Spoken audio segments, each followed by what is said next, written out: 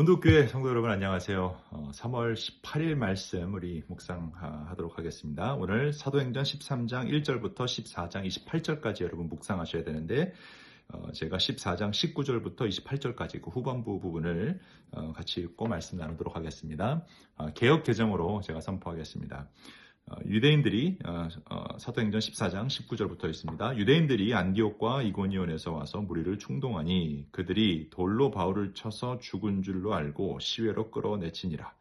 제자들이 둘러섰을 때에 바울이 일어나 그 성에 들어갔다가 이튿날 바나바와 함께 더베로 가서 복음을 그 성에서 전하며 많은 사람을 제자로 삼고 루스드라와 이고니온과 안디옥으로 돌아가서 제자들의 마음을 굳게 하여 이 믿음에 머물러 있으라 권하고 또 우리가 하나님 나라에 들어가려면 많은 환난을 겪어야 할 것이라고 하고 각 교회에서 장로들을 택하여 금식 기도를 하며 그들이 믿는 주께 그들을 위탁하고 비시디아 가운데로 지나서 밤빌리아에 이르러 말씀을 버가에서 전하고 이탈리아로 내려가서 거기서 배를 타고 안디옥에 이르니 이곳은 두 사도가 이룬 그 일을 위하여 전에 하나님의 은혜에 부탁하던 곳이라. 그들이 이르러 교회를 모아 하나님이 함께 행하신 모든 일과 이방인들에게 믿음의 문을 여신 것을 보고하고 제자들과 함께 오래 있느니라. 아멘. 오늘 말씀에서 바울이 참 아이러니하게도 몇 년 전, 이 시간이 얼마나 흘렀는지 정확히 성경에 나와 있지는 않지만 이 스테반 집사님을 돌로 쳐서 죽였을 때 그 자리에서 박수를 쳤던 바울이 스테반 집사님의 모습으로 그대로 당하는 장면이 나오죠. 돌을 쳐서 바울을 죽이게 하는 그 사건이 일어납니다. 19절을 보니까 유대인들이 안디옥과 이고니온에 와서 무리를 충동했다. 참 나쁜 사람들이죠. 그러니까 자기들이 손에 피를 묻히지 않고 무리를 충동시켜서 바울을 이제 죽이려고 한 거죠. 돌로 바울을 쳐서 죽은 줄 알고 시외로 끌어내치니라.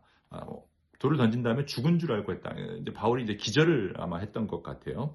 그런데 제자들이 둘러섰을 때 바울이 일어나 그 성에 들어갔다라고 되어 있는데 구체적으로 어떻게 이런 일이 일어나는지, 그러니까 죽었다가 살아난 그런 부활의 사건을 이야기하는 것 같지는 않고요. 근데 상징적으로 죽은 줄 알고 그렇게 했다. 그러니까 바울이 기절한 상태에서 다시 일어나서 회복해서 다시 들어갔다라는 것을 알 수 있습니다.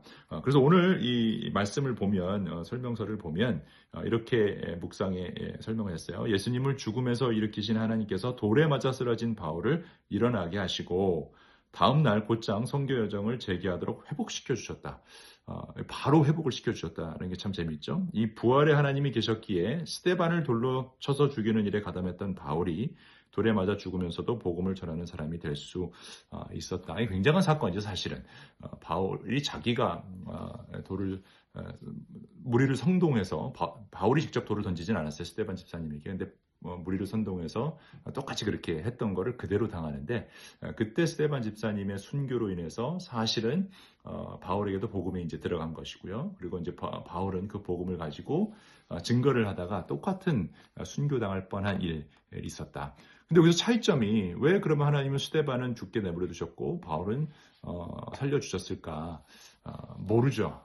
왜 하나님이 그렇게 하셨는지는 모르지만 확실한 것은 아직 바울은 그 사명이 남아 있었기 때문이 아닐까 생각이 듭니다.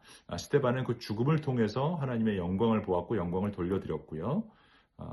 바울은 아직 그 사명이 다 끝나지 않았기 때문에 하나님이 바울을 죽게 내버려 두시지는 않았다. 그러니까 기절한 상태에서 다른 사람들은 죽은 줄 알고 이제 다 갔지만 다시 회복시켜 주시는 그 사건을 통해 사명이 끝나지 않는 한 죽지 않는다라는 것을 알 수 있습니다. 저는 이 부분이 언제 죽을지 모르는 우리들에게 굉장한 믿음의 도전을 주고 있다라고 생각합니다. 여러분, 우리가 운전을 하고 다닐 때 또 뭐 그냥 길을 건널 때도 마찬가지죠. 언제 어떻게 사고가 날지, 교통사고가 날지 모르죠. 비행기 타고 다닐 때 언제 비행기가 떨어질지 모르고요. 우리가 사실은 어떻게 심장마비로 어떤 병으로 갑자기 죽을지 모르는 상황. 근데 확실한 것은 내 사명이 끝나지 않았다면 하나님이 나를 보호하신다라는 그 사실. 그리고 하나님이 보호하시지 않는다고 해서 내 죽음이 헛된 것은 절대 또 아니다라는 거죠. 그 죽음을 통해 우리가 하나님께 영광을 돌릴 수 있다라고 하면 우리의 어떤 죽음도 사실은 하나님께 영광을 돌릴 수 있는 귀한 복음의 도구가 될 수 있다라는 것. 그러니까 우리가 죽던 살던 사고를 당하던 당하지 않던 우리가 크게 염려할 필요가 없는 것은 어떤 방식으로도 우리가 하나님께 영광을 돌린다면 그것은 가장 의미 있는 삶이고 죽음이 될 것이기 때문이죠. 그리고 뭐 차를 타고 다니거나 비행기를 타고 다니거나 할 때 그걸로 죽지 않는다라는 그런 두려움을 없앨 수 있는 방법 또한 사명이 끝나지 않으면 하나님이 데려가시지 않는다. 그러니까 우리가 꼭 그것을 생각하고 믿고 나갈 수 있으면 좋겠다는 생각이 듭니다.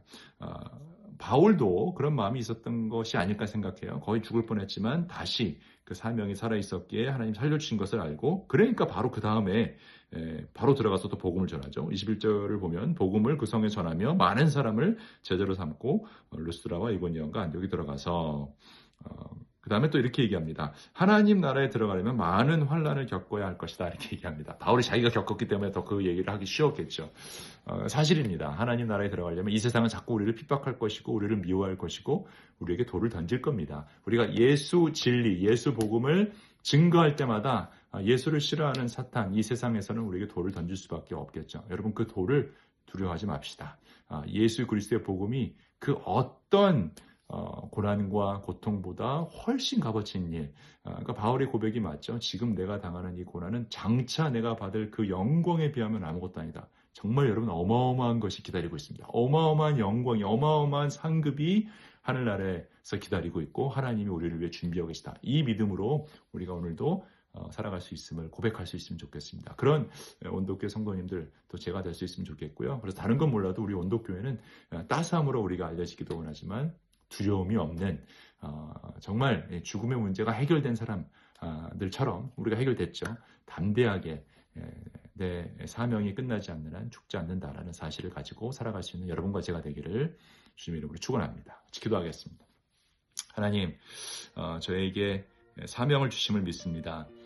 나의 죽음조차도 그 사명의 일부임을 고백합니다. 어떤 죽음을 당하든 죽음을 통해서도 하나님께 영광 돌리게 하시고 내 사명이 끝나지 않는 한 죽지 않는다라는 것을 굳게 믿게 하셔서 이 세상에서 담대하게 하나님 나라 선포하며 예수 그리스도의 복음을 증거하며 살아가게 하여 주옵소서. 나를 향한 그 어떤 돌이 날라와도 담대하게 맞을 수 있게 하시고 그 앞에서 째째하게 쫄지 않게 하시고 예수 그리스도의 이름으로 담대하게 이겨내며 주님 안에서 승리하며 살아갈 수 있는 저희 되게 하시고 그래서 주님 만났을 때 정말 칭찬 듣고 주님께 주님 품에 안겨서 평안을 누릴 수 있는 그런 저희 모두가 되도록 주여 은혜 내려 주옵소서. 예수 그리스도의 이름으로 기도합니다. 네. Light on to good. 여러분, 오늘도 따뜻하게 화이팅입니다. 형제자매의 기쁨과 슬픔